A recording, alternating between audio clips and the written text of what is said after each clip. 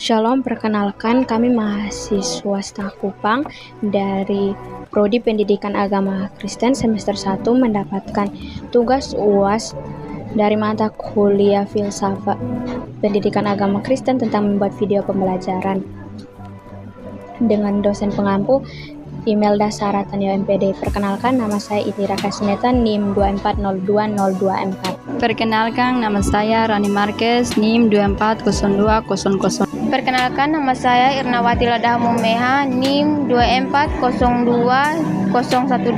Perkenalkan, nama saya Maria Florisita Suarez Fernandez, NIM 2402025. Shalom, perkenalkan nama saya Irnawati Ladahmumeha. Di sini saya akan menjelaskan pengertian empirisme dan nativisme serta penerapannya. Nativisme dan empirisme adalah dua pandangan atau teori filsafat mengenai bagaimana pengetahuan dan keterampilan manusia diperoleh. Pengertian empirisme.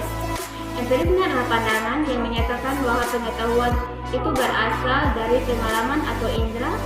Menurut aliran ini, manusia tidak dilahirkan dengan pengetahuan bawaan, melainkan memperoleh pengetahuan melalui interaksi dengan dunia luar. Empirisme menekankan peran pengalaman sensorik sebagai sumber utama pengetahuan. Konsep utama, semua pengetahuan manusia berasal dari pengalaman indrawi, baik itu pengalaman langsung atau pengalaman yang diperoleh dari pengamatan. Penerapan empirisme. Dalam pendidikan, empirisme mendorong pendekatan pembelajaran berbasis pengamatan langsung seperti eksperimen ilmiah atau observasi di lapangan. Dalam ilmu pengetahuan, empirisme mengharuskan data dan bukti yang dapat diamati dan diuji melalui eksperimen dan penelitian. Pengertian nativisme. Nativisme adalah pandangan yang menyatakan bahwa pengetahuan atau sifat tertentu sudah ada sejak lahir, dan manusia memiliki struktur bawaan yang memungkinkan mereka untuk memahami dunia luar.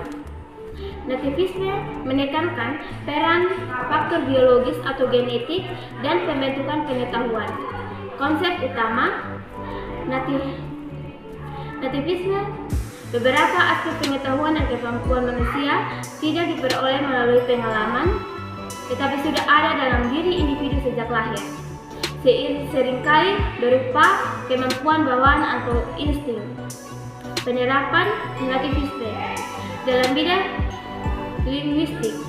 Nativisme mengarah pada teori bahwa manusia dilahirkan dengan kemampuan bawaan untuk belajar bahasa. Kedua, dalam psikologi perkembangan, nativisme mendukung gagasan bahwa kemampuan kognitif dasar seperti pengetahuan pola sudah ada sejak lahir dan berkembang seiring dengan pertumbuhan mereka. Perbandingan empirisme dan nativisme. Empirisme, pengetahuan berasal dari pengalaman atau tabula rasa. Sedangkan nativisme, pengetahuan dan kemampuan sudah ada sejak lahir dan berkembang sesuai dengan faktor biologis. Kedua pandangan ini memberikan kontribusi penting dalam memahami bagaimana manusia memperoleh pengetahuan dan seringkali digabungkan dalam teori-teori kontemporer yang mengakui peran kombinasi antara pengalaman bawaan. Materi selanjutnya akan dijelaskan oleh teman saya, Rani Marquez. Aplikasi empirisme dalam kehidupan sehari-hari.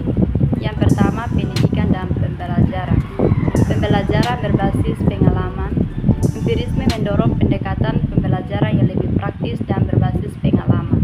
Misalnya, anak-anak belajar dengan melakukan eksperimen, mengamati alam sekitar, atau melalui aktivitas yang melibatkan indera mereka, seperti bermain dengan bahan-bahan yang berbeda atau melakukan kegiatan fisik. Penting observasi. Pendekatan empiris dalam pendidikan menekankan pengamatan dan pengalaman langsung sebagai cara utama untuk memperoleh pengetahuan dalam kelas. Ini Ini bisa berupa eksperimen sains, kunjungan lapangan, atau proyek berbasis penelitian. Yang kedua, perkembangan anak. Pembelajaran melalui interaksi. Empirisme menunjukkan bahwa anak-anak belajar dan berkembang melalui interaksi mereka dengan lingkungan sekitar. Pengalaman hidup sehari-hari seperti berinteraksi dengan orang tua, bermain dengan teman, atau partisipasi dalam kegiatan sosial sangat penting dalam membentuk pengetahuan mereka. Pendidikan dengan pendekatan praktis. Aktivitas yang melibatkan eksplorasi dan pengamatan langsung cenderung lebih efektif dalam membantu anak memahami dunia mereka. Yang ketiga, pengembangan teknologi dan ilmu pengetahuan. Metode ilmiah dalam kehidupan sehari-hari. Empirisme mendorong penggunaan metode ilmiah dalam menyelesaikan masalah. Contohnya dalam dunia medis, diagnosis penyakit, dan pengobatan berbasis bukti ilmiah yang telah diuji melalui eksperimen. Pengalaman dalam inovasi. Produk dan teknologi yang kita gunakan sehari-hari seperti ponsel pintar atau kendaraan adalah hasil dari eksperimen dan pengamatan yang berulang untuk mengumpulkan data dan membuktikan efektivitas. Baik, saya akan melanjutkan penjelasan berikutnya tentang implikasi nativisme dalam kehidupan sehari-hari. Yang pertama, perkembangan kognitif dan bahasa. Yaitu yang pertama, kemampuan bahasa. Menurut teori nativisme, anak-anak dilahirkan dengan kemampuan bawaan untuk belajar bahasa. Ini menjelaskan mengapa anak-anak dapat dengan cepat mempelajari bahasa baru tanpa perlu pengajaran informal yang lebih insentif. Misalnya, seorang bayi dapat belajar bahasa ibunya hanya melalui interaksi dengan orang dewasa, bahkan tanpa instruksi langsung. Yang kedua, perkembangan instingtif.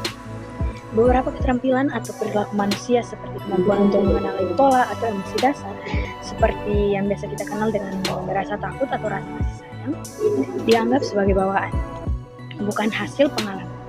Ini mempengaruhi cara orang bereaksi terhadap situasi tertentu tanpa diajarkan. Yang kedua, pendidikan dan pembelajaran. Yang pertama, pengajaran yang disesuaikan dengan potensi bawaan. Dalam konteks pendidikan, nativisme mendorong pendekatan yang lebih memperhatikan potensi individu. Misalnya, seseorang yang memiliki bakat musik atau matematika tertentu mungkin menunjukkan kemampuan tersebut lebih awal, meskipun mereka belum banyak terpapar pada pengajaran di bidang tersebut. Yang kedua, pentingnya faktor genetik.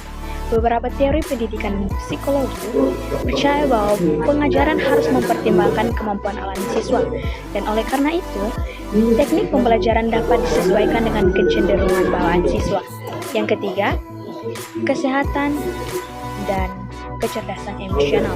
Yang pertama, kecenderungan emosional. Nativisme menyarankan bahwa emosi dan reaksi kita terhadap situasi tertentu dipengaruhi oleh faktor genetik. Misalnya, beberapa orang mungkin secara alami lebih mudah merasa cemas atau lebih emosional dan dalam menghadapi situasi tertentu yang bukan hasil dari pengalaman hidup tetapi berasal dari faktor genetika. Yang kedua, insting sosial dan moralitas. Nativisme juga mengarah pada keyakinan bahwa manusia dilahirkan dengan naluri sosial atau moral tertentu, seperti rasa empati terhadap orang lain atau pemahaman dasar tentang benar dan salah. Baik, yang berikutnya yaitu perbandingan implikasi dalam kehidupan sehari-hari. Saya akan menjelaskan yang pertama, yaitu empirisme. Empirisme berfokus pada pengalaman dan pembelajaran dari dunia luar. Hal ini mendorong pentingnya observasi, interaksi, dan eksperimen langsung dalam mengembangkan pengetahuan dan keterampilan. Yang kedua yaitu nativisme. Menekankan bahwa beberapa kemampuan atau pengetahuan sudah ada sejak lahir dan dipengaruhi oleh fokus biologis. Implikasinya adalah bahwa setiap individu memiliki potensi dan bakat tertentu yang sudah ada sejak awal, dan ini dapat berkembang sesuai dengan waktu dan lingkungan. Jadi kedua teori ini memberikan pandangan yang berbeda mengenai bagaimana kita belajar dan berkembang, dan penerapannya dalam kehidupan sehari-hari memengaruhi cara kita mengajar, belajar, berinteraksi dengan orang lain, dan memahami perkembangan manusia. Baik, sekian dari penjelasan dari kelompok kami. Shalom, Tuhan Yesus memberkati.